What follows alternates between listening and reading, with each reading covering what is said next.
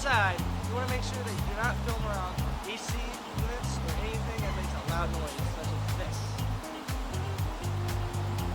While you're filming, you want to make sure that you are not getting cars, trucks, or planes while they're passing by because they make noise.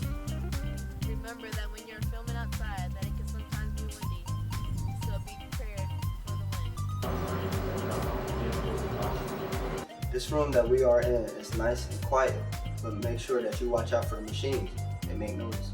When filming in a room such as a studio, it is sometimes hard to get a clear sound for your audio because of the hard floors of the walls, which creates a reflective sound, and that can sometimes sound like an echo in your video.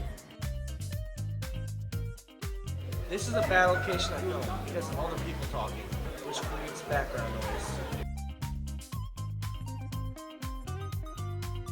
This is a good location because it's nice and quiet, but it's a bad location because you can hear your echo!